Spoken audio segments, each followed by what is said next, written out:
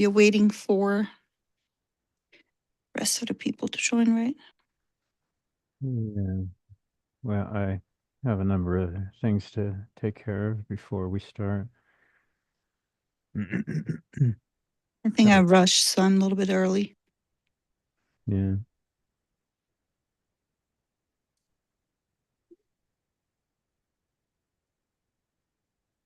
Yeah, I hope you can read The Reddest Rose because that's Already started. a good one. Oh, I, yeah, okay. I It's couldn't wait. yeah, nonfiction, nonfiction. No, but I love it that it was like so like close to Valentine's, and I was like, oh, that was very cute. Yeah. But yeah, the opening was a little bit weird. I'm with Leonardo DiCaprio, but for some reason, I am a numbers person. I kept concentrating on the ages because they would put like the woman's name and then the age. And then I was like, oh, he fluctuated kind of up and down, but he never went above 25. So, like, calculating the trends. Yeah.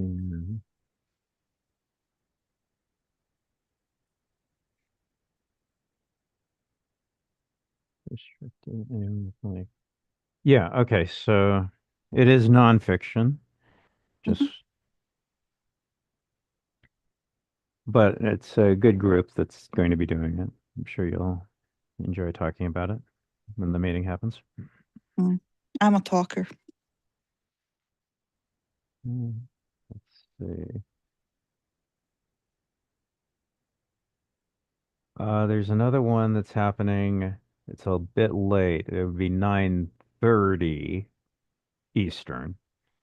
Mm. Kind of Uh, late for you. which day? That's on the 10th. Oh no, yeah, I need to be. Yeah, I will miss that one. Yeah, But the okay. 10th would be a Tuesday, I believe. Yeah, that's right. Yeah, and I have a 5 a.m. next morning, so Yeah, okay. yeah, Yeah, it wouldn't work. I'll read it, and if I really have something critical that I need to say, I'll send you a text. Yeah, yeah. But No, as I keep thinking about everything that we talked about. Yeah, I'm still interested in doing a whole lot of different books. Um, oh yeah, thank you so much for the horror book suggestions. Like yeah, I started looking into it, and but again, like I had a busy week and yeah, delirious week being medicated and everything. I think like the last one really intrigued me in the list. I just remember it was the last one in the list, and I was like, ooh, this one sounds fun having a hard copy of. But I would definitely appreciate if he did more of the heart, um, like the current series that you shared. Like it it wasn't really scary. It was more kind of sci-fi, and I love that kind of like where they mixed it with real events and the fiction, and also Edgar Allan Poe with his poem. Like I just it was such rich kind of like base of this graphical novel. Um, and some of the graphics, like I could see them being framed. They were so detailed, very impressive. yeah, Even on the ship, like dear Lord, like they really did very good details on the ships themselves. yeah. I did look up. Let me give you this. And,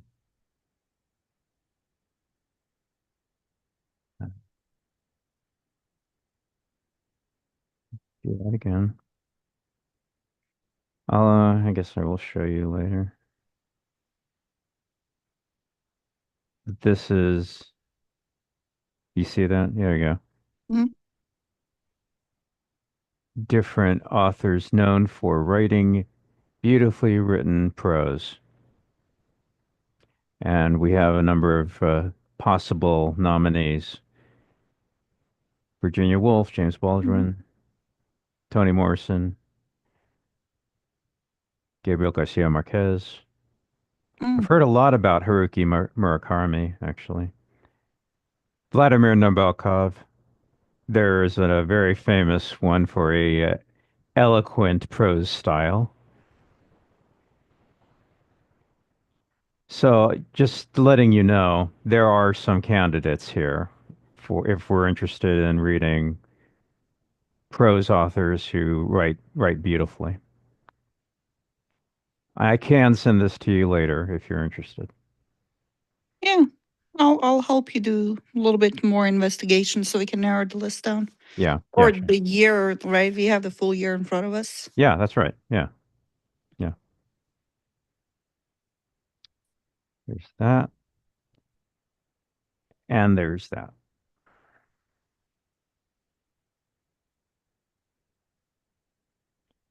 I'll do this there. Hello, Stephen from Australia, Hey, Melbourne, Australia. hey, Stephen. Hello. Yes, your name, Lee, I live. Liv. Oh, okay. Yeah.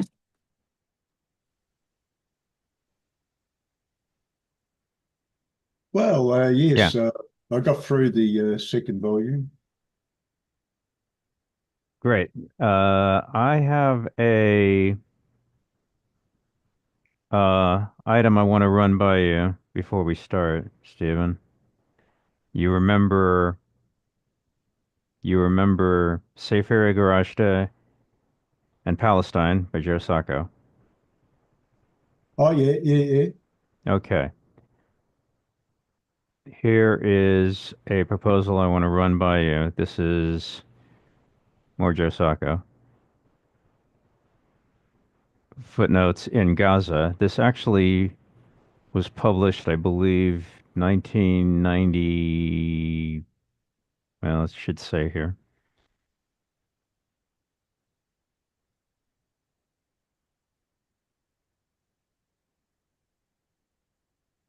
Oh,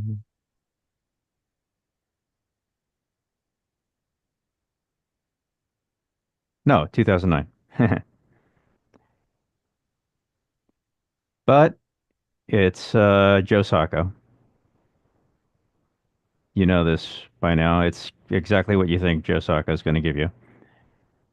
So you'll have the meeting of this and you'll end up with a large gang having a Yeah, it's Minnesota riot. it'll probably be exactly the same as before when we've done Joe Sacco books previously. But this one is obviously about Gaza. Oh, okay, so we there were two originally that we went through, didn't we? We did a safe area garage the safe area. Well, let me go back to this. Here we Oh, go. there was one in the Yugoslav Safe area situation. garage the war in eastern Bosnia, 92 Mm. to 95. We've already done that one. They were good. It's way better than most of the stuff we've gone through. So this is Sacco doing Gaza. So yay or nay? We want to do this one or no? Oh yeah, I'm cool with it. Okay. So Well, I enjoyed the last ones. It's a more agreeable, interesting experience. all right. That being the case, I will put this on our schedule when I can find a slot for it, but it'll be pretty soon. Okay. Just wanted to run it by you. Okay.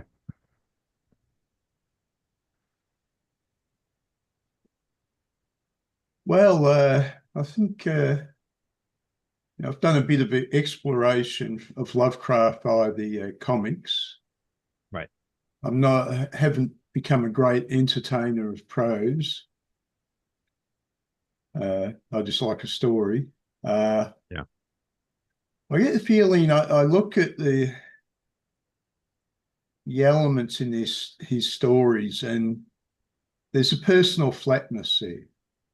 there's a flatness in personal relationships, which tends to make it a little bit less interesting than it could be.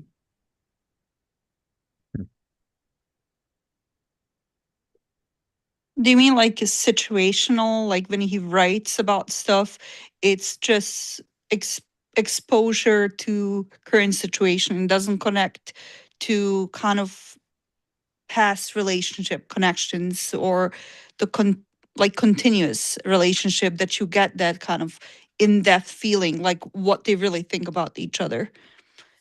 Because in a current story, like all of the people seem like they just recently met.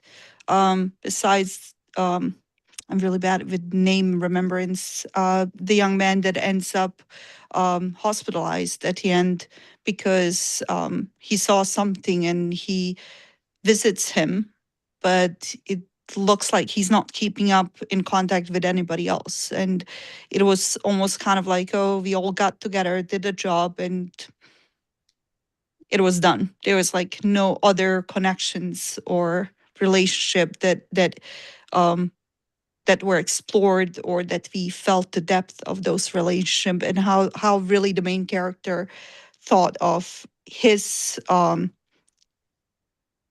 influence, kind of like what happened to the 13 people who passed away. Well, yeah, it sort of seems to reflect something about Lovecraft himself. There seems to be the background of an educational institution, and it's the worship of a younger man for the older scholar. And maybe this was Lovecraft when his life was at the best, when he was studying, because somehow you get the feeling Lovecraft broke down when he was on his own. When he left that sort of environment, he didn't really have much motive for handling the world. Now, the interesting thing is his stories have been very successful when other people have adapted them and added in more human element. And they're very good then. I was thinking, you know, a show called The Night Gallery.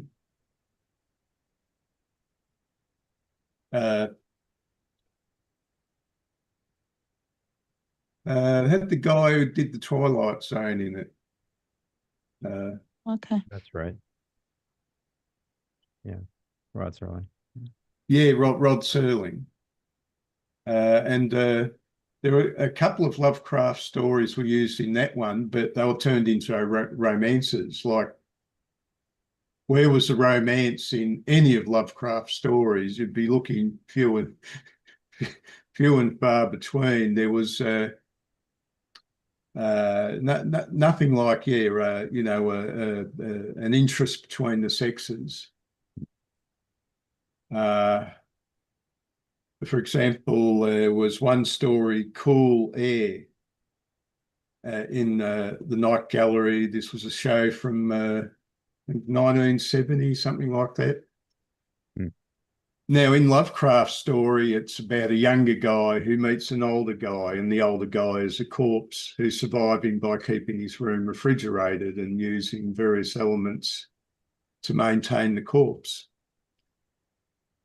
But in the Night Gallery adaptation, it becomes a woman who goes to visit the corpse, who was a friend of her husband's, which died, and she would go and meet him in these cool rooms and have dinner with him, but he wouldn't eat anything. And she developed a romantic connection. She had no idea what the thing was. He said it was a disease. He had to keep the temperature at a low level. But then the system breaks down and he can't get a spare part. And his corpse starts to rot. And although she's trying to get all this ice into the room to try and keep him cool, she doesn't realise fully what's going on until she discovers he had become a rotting corpse. And she'd been, yes, she fallen in love with a corpse. But of course, the the short stories adapted into the Night Gallery, you find her about 50 years later when she's an old woman going up to the grave and reminiscing both with tenderness and horror about that situation, and then finally a little bit of an epilogue at the end. And it's one of the more powerful stories they used in Night Gallery. It's a very fine line between necromancy and it's like do you support that relationship, or are you almost disgusted about it? I don't know. It's like you can see kind of like that fine silver line. Like, do they cross it, right? You know that he's dead, but does she know? Is that like of us? You know, like when they create movies where robberies happen, but they tell it from this romantic story from the robber, and then like you're rooting that the robber or the murderer gets away with it. Maybe they're trying to see it from the point of people who find dead bodies romantic. And maybe we are supposed to root for them. I don't know if I'm okay with that. There was a very good story like that in the Night Gallery, and it's a Nazi war criminal, and he's been on the run for 30 years or something, and you know, there's sort of a Jewish Nazi hunter was after him in the background, and he knew they were closing in on him, and he just, you know, he felt tormented that he was going to have to face the consequences. And he went into this art gallery each day, and he looked at a picture of a guy fishing, and he just sort of imagined himself fishing out on the waters. And that was his, you know, he'd spend a few hours there each day feeling, you know, the sense of escape and peace. And finally, they sort of caught up with him, and he's running through the streets, and he runs into the gallery in the middle of the night. And he goes into the front of the painting, but he can't see it because it's dark. And he says, "Please, God, you know, help me escape. Put me in the painting." And the people who are following him search around the gallery, and they can't find him. And they turn the lights on, and the guy goes, "What's that painting there?" And there was a horror painting of a Jew being crucified in a concentration camp. And they'd actually moved the painting. So they'd moved the peaceful painting of the boat that had been taken away and replaced with the concentration camp painting. So he was stuck in the Holocaust forever, because even though he's a bad guy, you just feel that sympathetic for him in the story.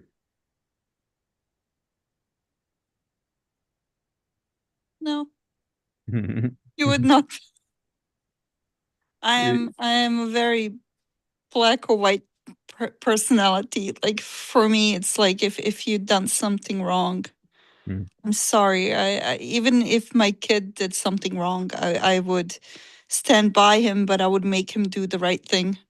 If even if it was an accident and I did something, I just read a story of around last month, December. Yeah, today's the 30th. So last month, December, we had a local guy hit another car, and the young man passed away. And everybody's kind of like, "Oh my God, he's a family man. His life is ruined." But I don't know. I would find a peace. Like if I did something like that, I would still say, you know what, I can bring him back to life, but I'm gonna be jailed. I'm gonna answer to that because he was drunk driving. So I'm kind of like, you pay for what you do personality. But that could be because I did live through Bosnian War and I'm a survivor. So for me, it's like if you do something wrong, you stand up and own up to it and do your time. That's funny. I remember, yeah, I must Yeah, have been 28 or 29. Well, I'm from Melbourne, Australia. We haven't had too many wars here in recent times. But I was standing in the bookshop and I like military history and stuff like that. And I opened up this magazine and it had a list of things which were the likely consequences of the fall of the Soviet Union. And number one, it said the breakup of Yugoslavia. And I was 28 at the time, and I thought, why? How silly, Yugoslavia is a federation. Why would you break up? It's greed. It all boils down to greed.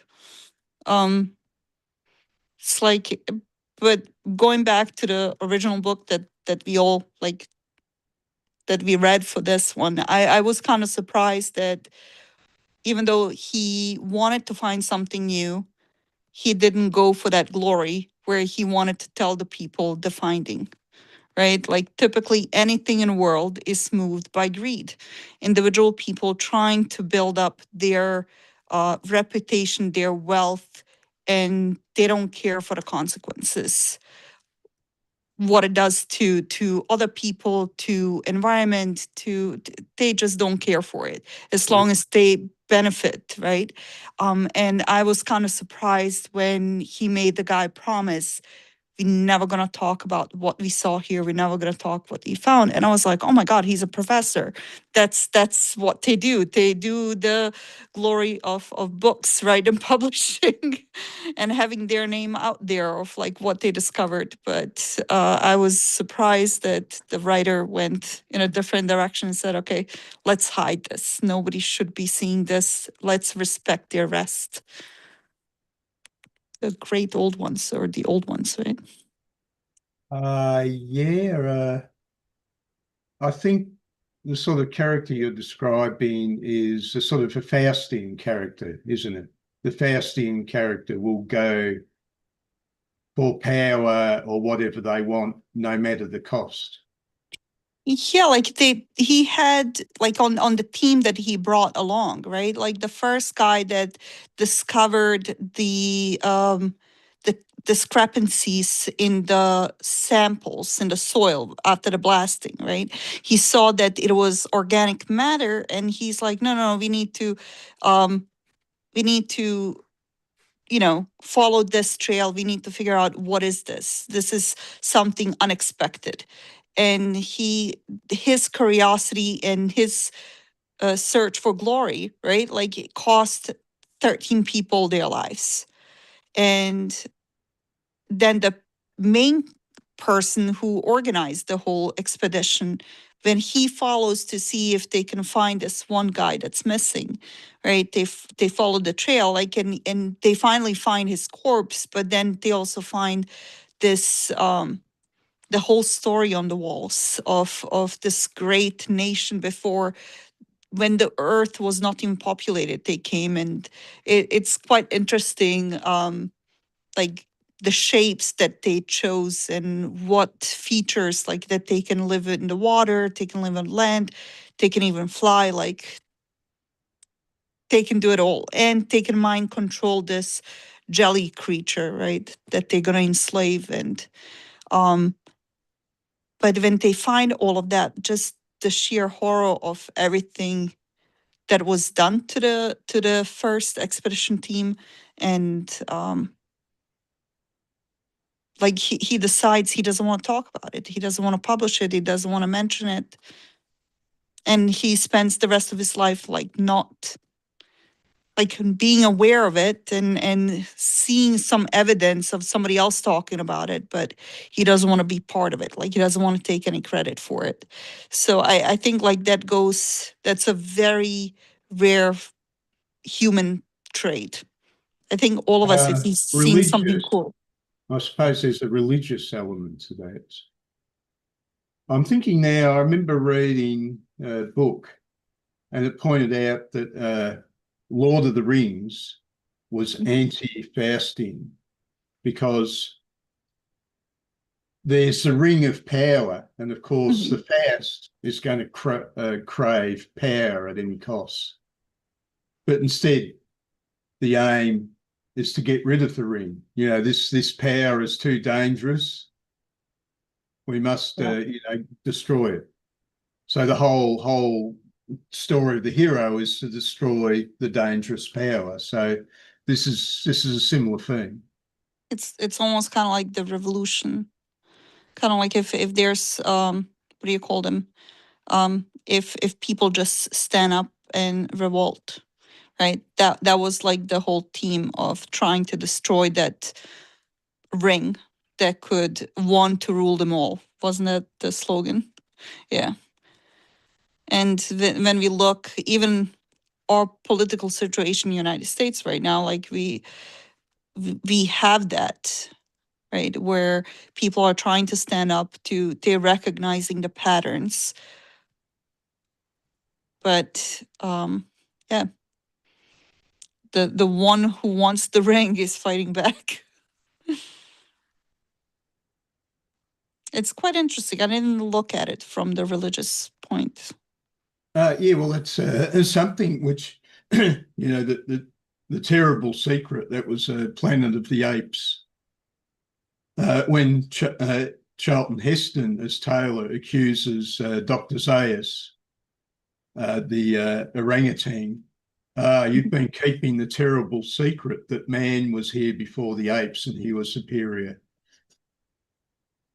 Yeah. That was a Rod Serling story as well, actually. He he adapted the screenplay, although the second writer came in to polish it up later. That is such a weird coincidence. I've been in my algorithm, I've been given a lot of clips on the Planet of Apes lately, and then you mention it, and I was like, oh, it was building up to this to refresh my memory. There's a strong fan element for Planet of the Apes. Well, I did see all the movies, and I even watched the 70s series, and there was even a comic book, which wasn't all that great, but I never read that comic book though. I actually never seen that comic book, to be honest. And that's all right, that's interesting. I gotta look into it. Just to see the depiction of the artist of what they thought the whole world and features of the apes, humanoid apes, and the comic humans book would be. tends to graphically follow the imagery of the movies and series. Huh, So okay. you don't. There's a slight artistic difference. I remember, yeah, the Statue of Liberty in the comic is not actually standing upright; it's fallen over. Mhm. There was another Lovecraft story in the Night Gallery that was adapted. What was it? Pictor's Model. And that was one where this guy was doing these ghoulish paintings. It wasn't coming from his imagination. He was meeting these demon characters and creating virtually portraits of them. And in the story, again, I think it was a young guy who was trying to find out what was happening with the painter. But that was adapted again. It was a female student of the painter who wants to find what has happened to him. So again, it's creating a romantic element to make the story, fill out the story. Actually, it's funny, Yugoslavia, because, you know, you have a few in Australia, and of course, it's the intense dislike that you have between the Croatians and the Serbians. It's quite striking, you know, for an Australian. This is one of the very striking things. I even know a woman that was born in Yugoslavia, and you know, she's a Croatian, and she'll meet Serbs, and they'll go, you know, at the right time we're going to kill you. And this is in Australia. In Australia, wow. Was that during that time or was it current time? Well, she's in her 70s now. Maybe she's referring to something that she came across when she was young. She came to Australia in 1959, 1960. Hmm. like she came here when she was only about 10 years old or something like that, I think. 11 years old. It's like you see that everywhere where people escaped or migrated to. Even here in the United States, you will see communities keeping to themselves, like Bosnian community, then Croatian community, and Serbian community. Serbian community is a little bit more newer to immigrate and start building up, but um, between Croatian and Bosnian communities, and then you have the Albanian, the Montenegrin community, and they, I don't know, even we speak the same language, we look alike. For some reason, it's almost like siblings. We will beat each other, like each other up amongst ourselves. We will be nasty to each other, but like if anybody else attacks or says something, then we stand up for each other. It's weird. It's like we do come from the same roots, and the whole war and everything was basically based on financials, on people just being greedy, wanting to make more money, and believing in politicians who have interior motives, persuading them to separate. I don't know. And of course they base it on past wars and lines, and they will dig up um, maps of worlds that don't exist anymore and say, but look, our border used to be here and we used to be called this, we used to be under this flag. And people, if they don't educate themselves, they believe and they follow.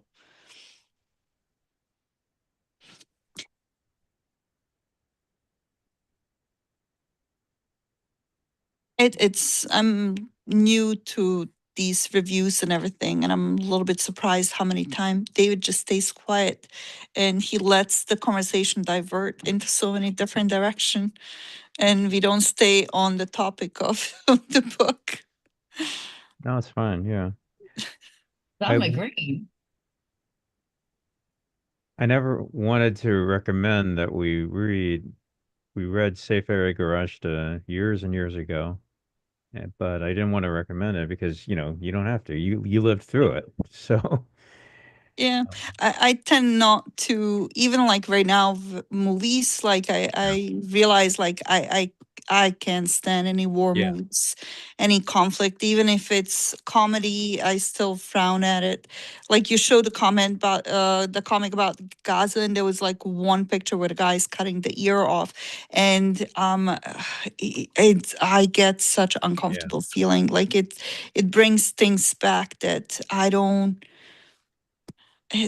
I have the choice and I choose not to go there anymore. That's Right? right. Like like I'd rather live in an ignorant bliss and try to just imagine, persuade myself like, no, that didn't happen. You didn't see anything. But so yeah, you will not see me on those. I will definitely avoid it. That's fine. Yeah. No, Mm. we all have to find our balance point. Yeah.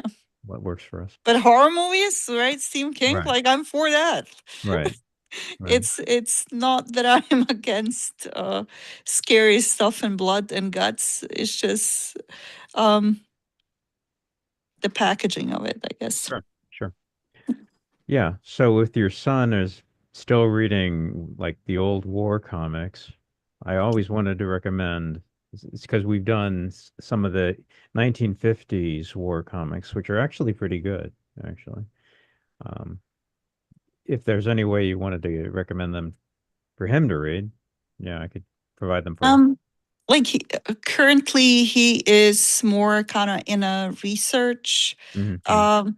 stage where he's sticking to the like like videos because of his work that he does, automation. So I would walk in and I will see him actually using clips of like movies or um, YouTube clips of people playing like gun games because he wants to get the hand positions, the movements right to convert them into like his motion Yeah. that he's doing on the games. But he read a lot World War One, World War Two Yeah. books, and he researched. And I think because I didn't like the aspect of guns and violence, for some reason he was more curious about it. So he researched everything. We went with the Boy Scouts. We went to West Point, and the cadets were showing the Boy Scouts certain guns, and one cadet like lifted, like it was just like a handgun, and he explained something, and my kid goes like, oh no, you're wrong. Actually, the first one that they made, and he gave the whole history, and everybody's looking at this little kid who knows all technical history of who made the gun, what was the initial purpose, how it was changed. And he still does like 3D printing, and he loves playing airsoft. But now with his work starting, he actually started on Monday with a new company, and he has less time for it.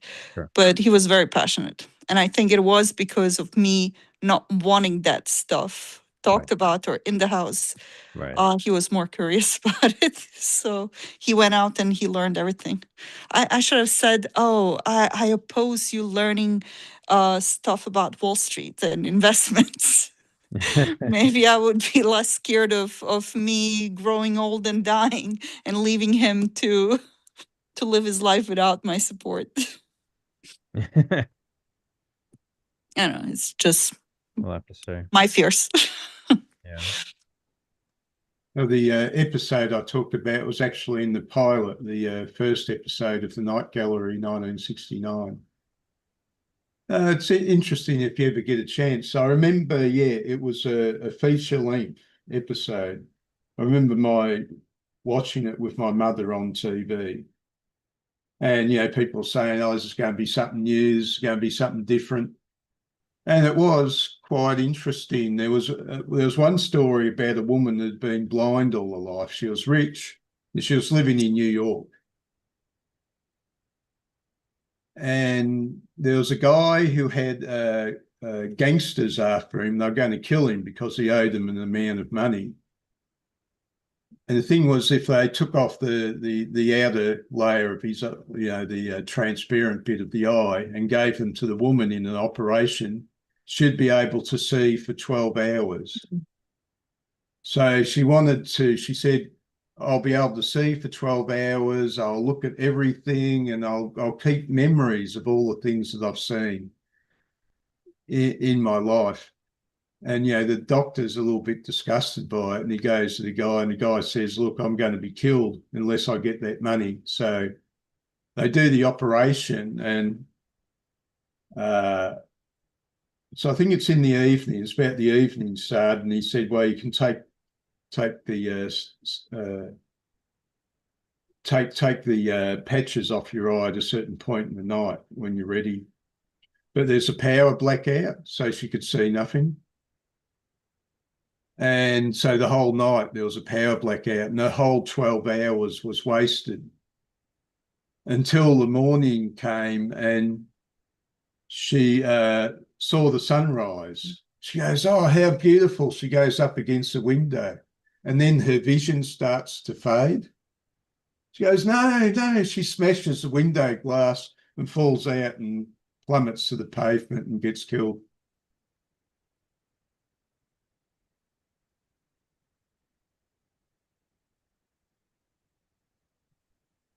I really appreciate all the shares that I'm experiencing here, David, because like I'm building up my list of like grown up stuff. I don't have to watch Pixar or Disney or stuff.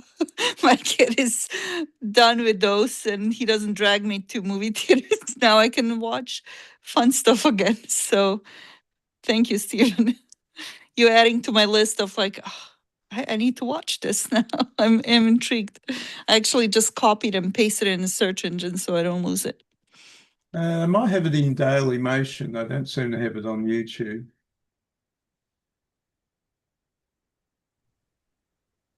I'll find it. Yeah, that's out there. Night Gallery pilot. I'm currently doing a rewatch of Futurama. Well, that was something I used to watch for fun.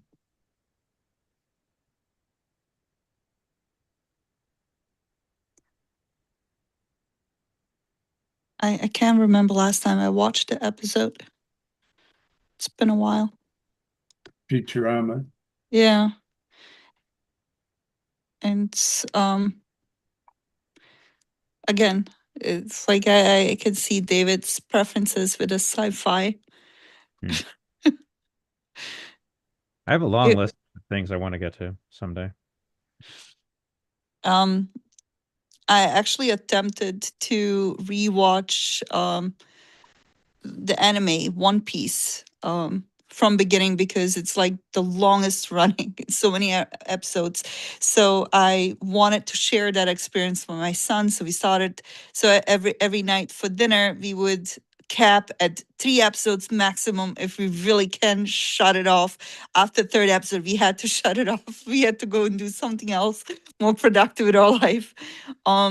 But it, like, the second time around when you watch it, and then you see kind of all the references and influences of the artist and the writer, like whatever they were currently watching or reading a book, like how those influences made it into the One Piece. And I was like, hey, wait a second, this reminds me of this movie, or this reminds me of this book. And we actually started looking it up, and we started having fun with it. I think it was more kind of like that Easter egg hunt. What is he trying to reference here? Even different worlds reminded me of different movies and different series. Yeah. So I think we stopped at one point. We got bored of it, and we chose something else. I can't remember. I wish I remembered what episode we stopped on so I can go back. I think like I'm not bored of it now. I could rewatch again, but Sure. we'll see.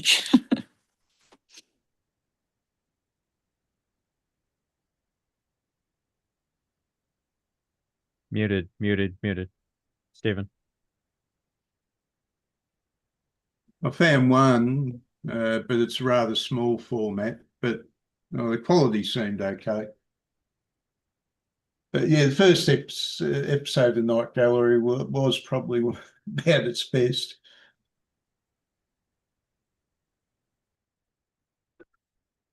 So you read the comic, did you, Liv? Which one? Mountains of Madness. Oh yeah. Yeah, I read both of them, and the first one, it took me a little bit longer because I stopped and I actually researched historically, like who really was the first one to come to Antarctica, and researched the mountains. And I was like, oh wow, like they added a lot of facts in the story. He didn't mention all the names. But there was a lot of truth to kind of like, they said like the best lie is when you sprinkle in a little bit of truth in it. And I think that was a good setup for this comic. Like there was a lot of kind of things where you can connect it historically, and you can really imagine, and you can imagine. I kept thinking of human curiosity. Like we always think like, oh, if I go to, like as a kid, right, who didn't want to go into a patch of forest behind a house, and imagining you're going to find something so cool, like be it a new animal who's going to be like so friendly, or be it like pirate gold, or secret hideout or something. And then seeing that like that's what they literally depicted here, and they came with with tools and cool toys, like 4 airplanes and dog sleds and so much yummy food, right? Like it's almost like a kid planned this out, and what they hope to be able to do. But then of course mapping, right, as they're flying, they had people like sitting there and mapping stuff out, topography, and then it made me think of just recently how people are using Google Earth to find stuff that people never found before. There was this one kid who went on Google Earth and zoomed in, and he found some ancient ruins that have never been before found, and that was pretty cool. Like, and I was like, all right, with time, we don't even have to leave the house now. We can go and find cool stuff on Google Earth. And I'm not sure if you guys are aware of, so during the war in Bosnia, because they had United States, actually, there was a United States that they were flying over Bosnia, over certain areas, and they were with infrared trying to track to see if there's any hidden bunkers or anything. And those records were then open to public. So one guy went in and he was looking, and he kept saying like, oh, in this place in Bosnia, it's kind of weird. These hills have really kind of like neat shape, like it was human made. So they went and they wanted to explore, and it turned out it was actual pyramids. People lived there. They just thought it was just regular hills because they were covered with soil and grass and trees. And they've actually found the sun pyramids in Bosnia. Oh, yeah, I think I vaguely remember a story like that. Yeah. Yeah. It's like that human curiosity, right? We never stop. We always wouldn't it be cool to find something and be known for it.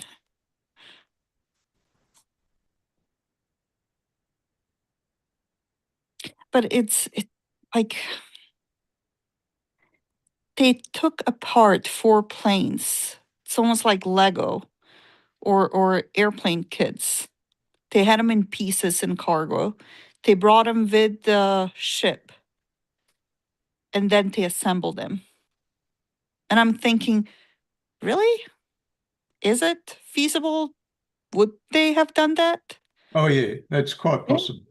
Well, the particular planes, Ford Trimotors, are possibly something you could disassemble.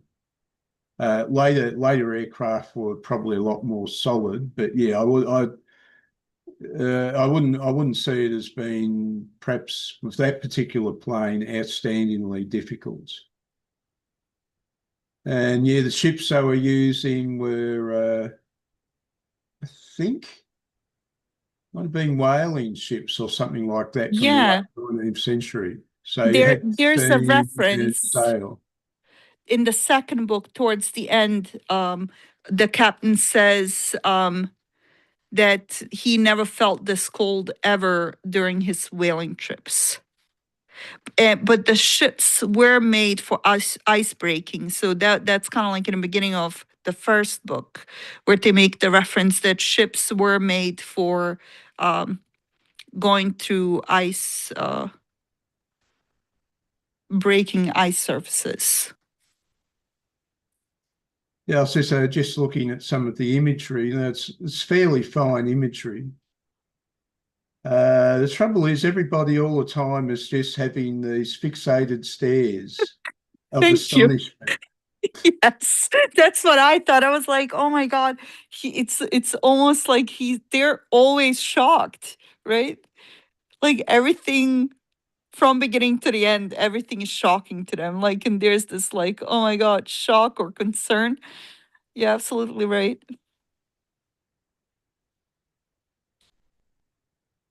But the details on it, like I actually zoomed in on some of the images just to look at all the details, like that it's just amazing. And all of this was done by hand, right? Like the initial.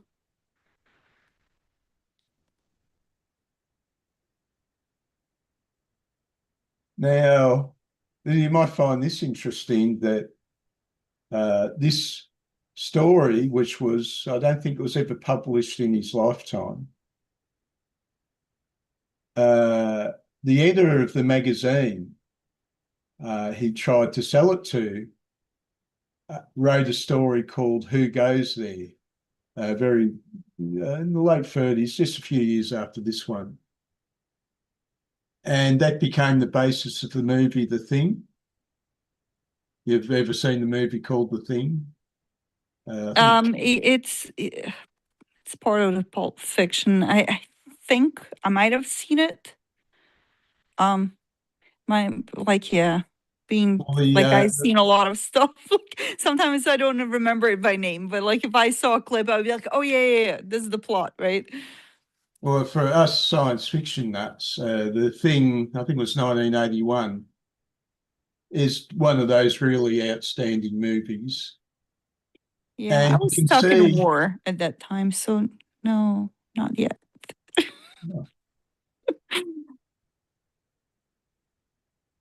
I'll have to add that to the text. The Thing, you can see how much of The Thing, or Who Goes There, the story, borrowed from Lovecraft. He did it better.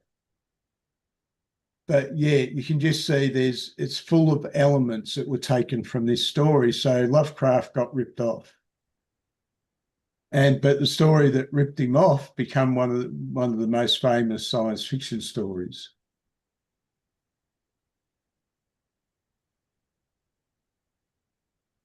I'm not too sure what the artist was into. He must have been a very big fan of Lovecraft.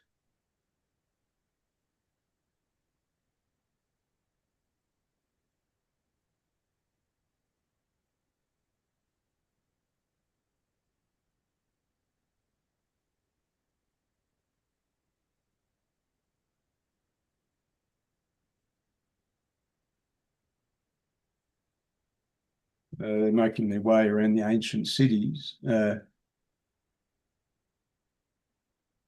In the story that ripped it off, it was a crashed flying saucer, which still had entities on it, was still alive, but totally alien to humanity.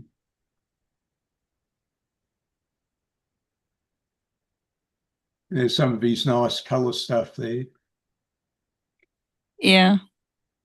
I was surprised by this section. I was like, I know I have a way to go to read to the end, and it seemed like it's almost like a cover, right? And the eyes still look like pearls on that last one.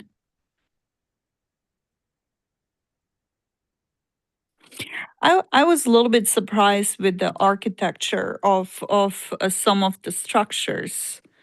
It's very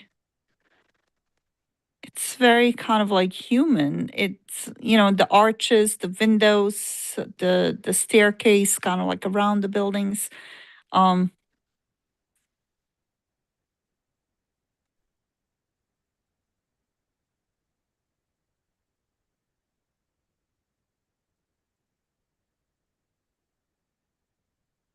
Yeah, there was an autopsy done on their former comrades by the alien creatures that were reawakened. And that was supposed to be a key point of horror. Somehow it just doesn't really come across that well in this. to me, it's almost like they butchered him. It wasn't even autopsy. It was like the only head was left, right? Who eats the head? And then everything below the head, like neck and everything below, was stripped. Like all the flesh, organs, everything was gone. And but then the last body, right? Like they tried to sew him back together. I was a little bit confused between who has done the original kind of like killing of the crew that was found initially, and then the last guy, they found him almost kind of somebody tried to put him back together in hopes that he will survive. Well, I had the giant penguins, so 6 foot tall albino Blind albino penguins on top of it.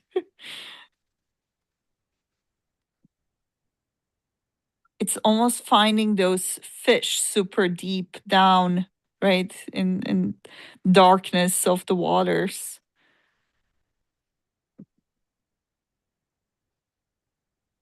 They could have been a little bit more creative with the penguins. How did they survive, right? Like all the way deep down, never coming out to fish, because that's the main food for penguins, fish, right? So they could have mutated them in order to adapt to hunting something that's inside. Uh, Even though it was cool, the imagery, right, of 6-foot penguin that's albino and blind. So it mentions a slave revolt which occurred in some vastly distant time.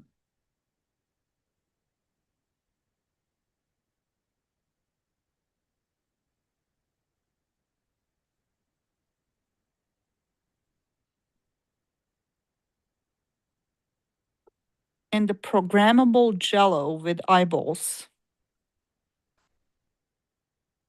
It's they said like that jello like gelatin like creature, right, was easily manipulated by the old ones.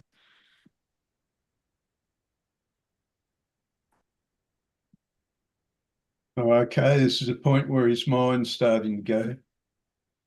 Yeah, I went back and I zoomed in and I was like, what could he have seen? I had actually stayed on those images, looking at every nook and cranny. I was like, then I zoomed out, I squinted to see maybe, like it's that illusion where you don't directly look at it, but you recognize the shape of something. And I couldn't find anything. What could he have seen? He was fine. He was very coherent just before that moment. And after that, he just lost it. Okay, they're making their way back now.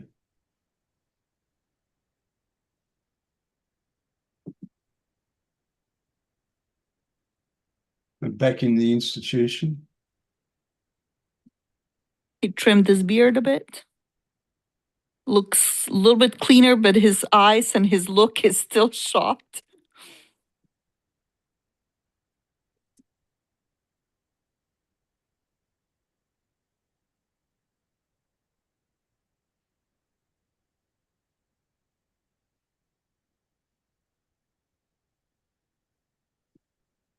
The reference of the, what is it, necromancer, or what is the? Oh, there's something that features through Lovecraft's story is a book named The Necro something or other, which is the sort of like, black magic occult stuff or ancient knowledge, which sort of is interweaved with the background of the Cthulhu story. It made me think of that one book that nobody could decipher. To this day, nobody can find a cipher for what language it's written in, or The one with all the plant illustrations in it, yeah, like herbs or medicines or something like that. yeah. It made me think of that almost. The Voynich manuscript. It's probably it.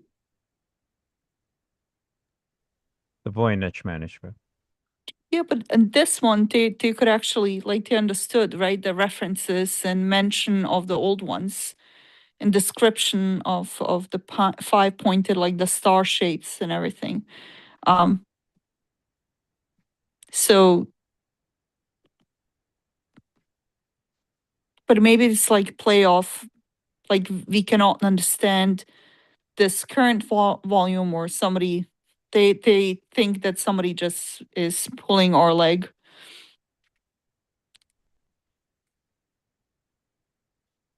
The Thing Carpenter. There was a 50s version of the film, but this is a case where the remake was vastly superior.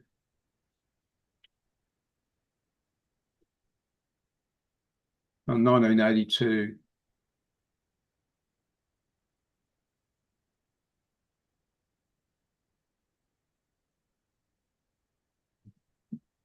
Yeah, you might take an interest in that if you want to see a movie which ripped off Lovecraft.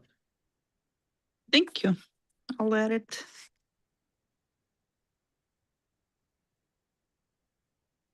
Lovecraft movies are generally not recommended. Generally. Why would you say that?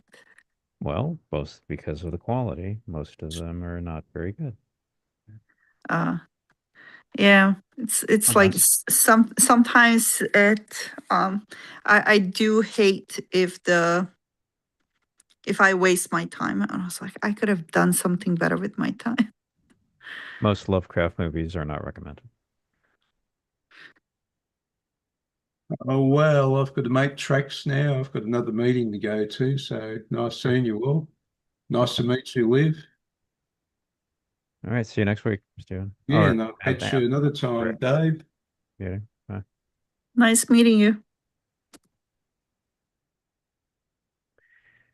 Yeah.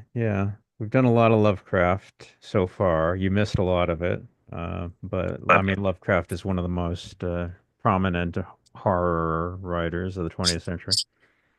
But we've done quite a lot of his. But I don't mind going over them again for you. Like, is there like, okay, with the current one that we just covered, like are they mostly the same level of horror, or where it's more kind of like you're questioning what could have, what is it, or like I didn't find it as bad. Like Hmm. I wasn't as scared, I guess. Oh, okay. You actually want to be scared? Yeah, it's like Ah, so the funny kind of background story. okay. Growing up, I was always the one who wasn't scared of anything, and but I didn't care watching horror movies. My older sister did, and she would sit there watch Freddy Krueger, or she would watch like Nightmare of Elm Street, and then she will like I will fall asleep sitting next to her, and that was like during Yugoslavia at midnight, right? They would turn on MTV. So she would actually go and wait for midnight. And we were like, she was 9, I was 8. And I would just sit next to her and I would fall asleep waiting for her. And then she would wake me up. We had bunk beds. So we walk from the living room up the stairs to our floor where we had our bedroom.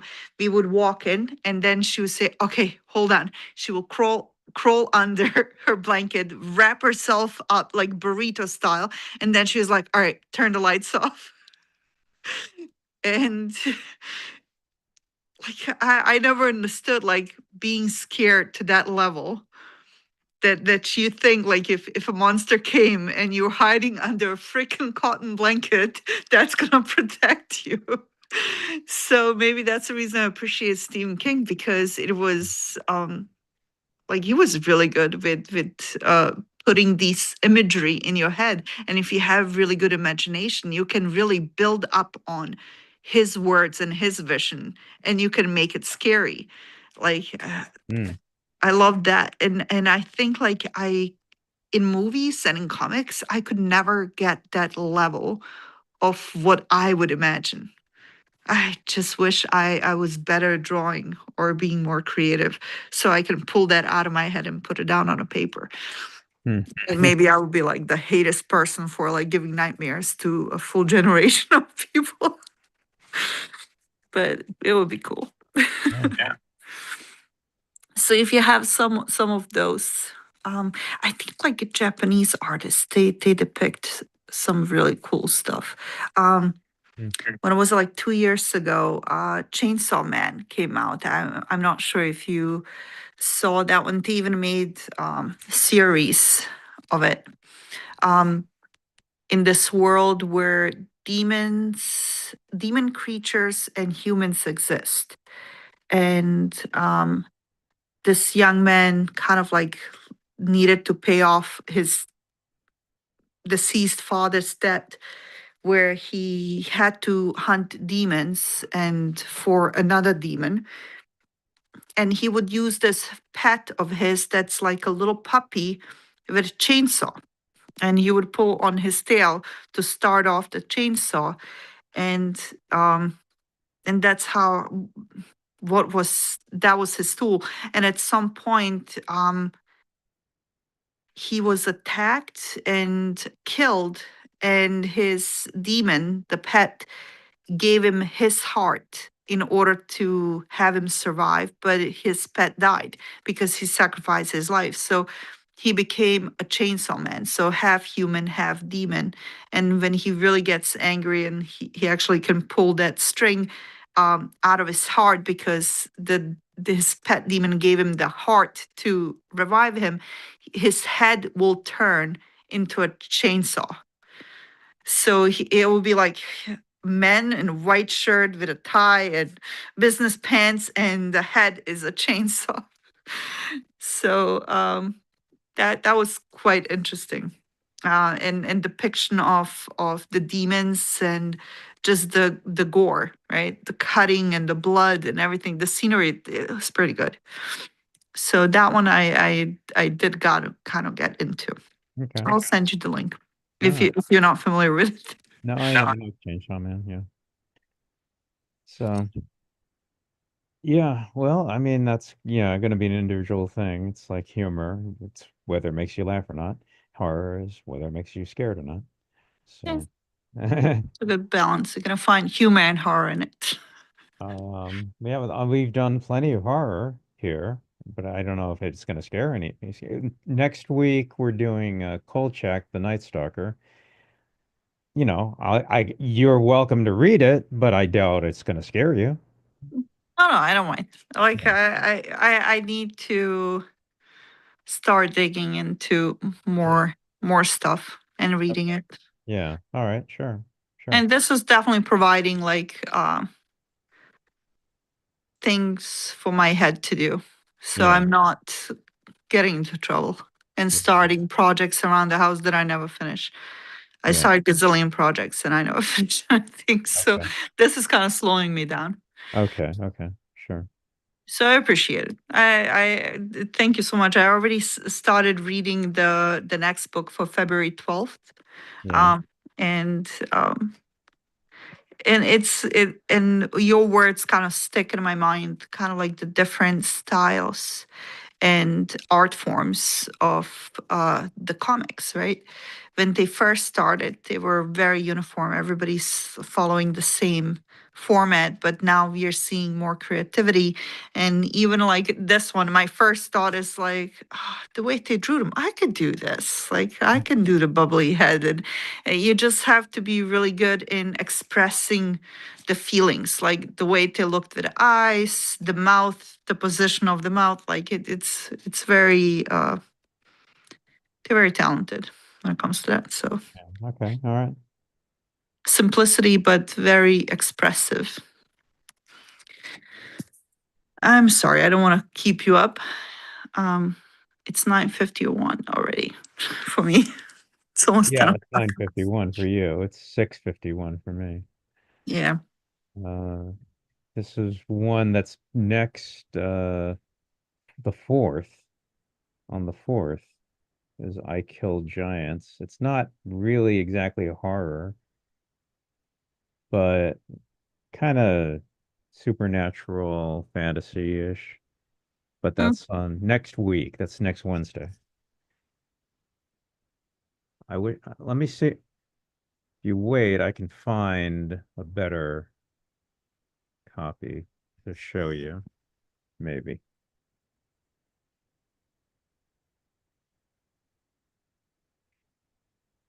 Let's go to you. Go away. Go to you. History.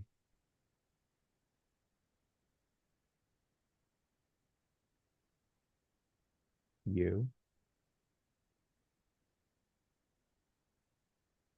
Search. There we go. Click. Share. Share. Share. Okay.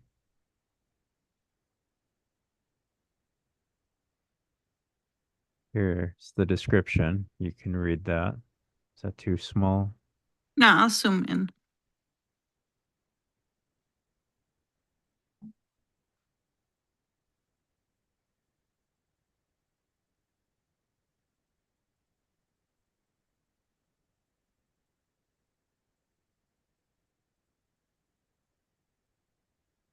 Let's see. Oh, this is what it looks like.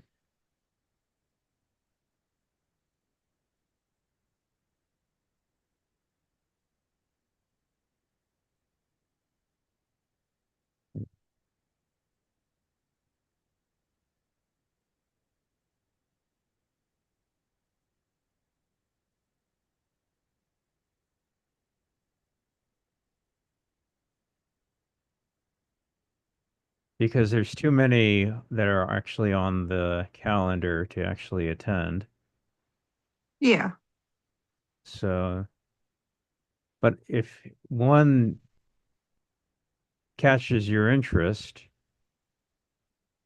let me know. So this is Is this one series or is it just a book? a meeting for Wednesday.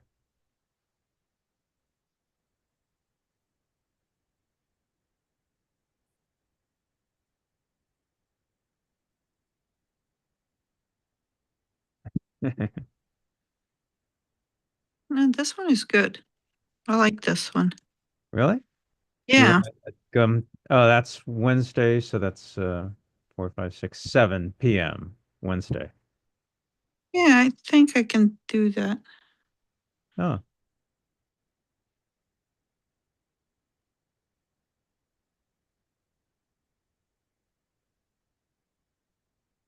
I'm gonna have an early morning that day.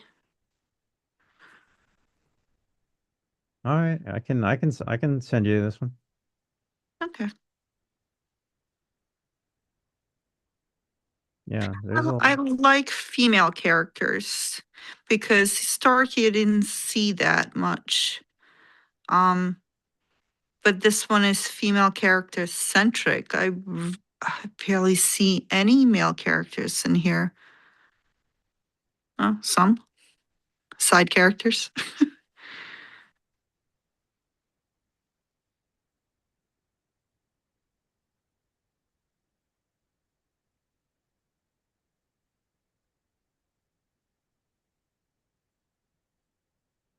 yeah, I can send this one to you.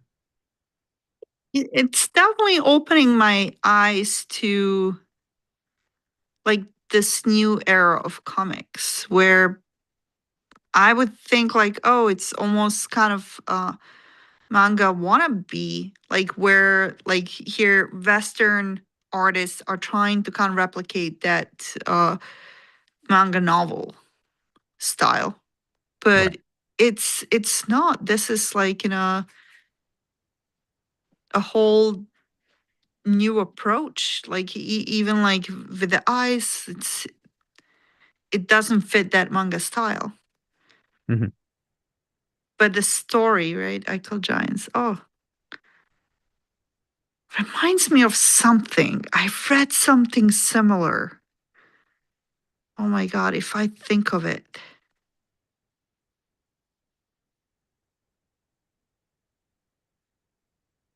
There. That's the. I read something similar where she fights giants. And I remember that for some reason, like in my mind, there's this one scene with her next to the train, like on a train tracks, and talking to another little girl, telling her it's going to be fine. I'm going to kill this giant for you. Like it's almost like a version of that, but different. It was different art style. Hmm. And that if I could figure out when and where I read it, or if I have a copy, Hmm. Okay. that would be interesting to compare. Yeah, sure. Right. Absolutely. Okay, sure. All right. My mind is busy, Yeah. so I remember bits and pieces. Yeah. It's weird. Well, thank you. That was a lovely Friday night. Um, it definitely made a break between you're done with work, you're starting your weekend. Yeah. And I loved it. It gave me some breaks, and I was a little bit cheeky during some of the meetings if I was done and I wasn't interested in that part of the project because it didn't affect me. I would pull out my phone and continue reading the comic. Okay. All right. So you are creating a monster at this point. No, that's fine. Right. Comics is a beautiful medium. There's a lot to read. Yeah.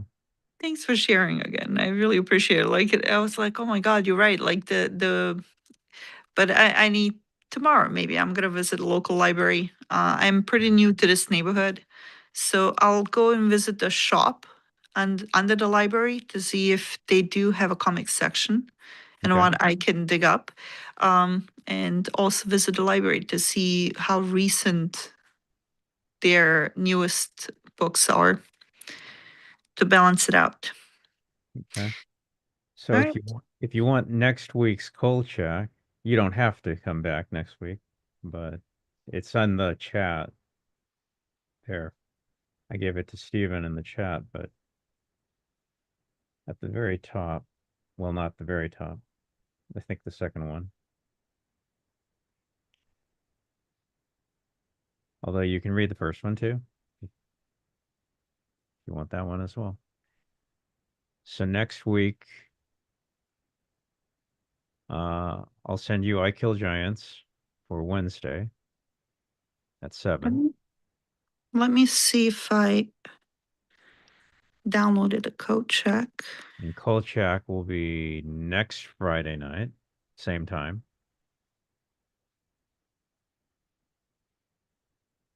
That'll be enough for, I think, 1 week.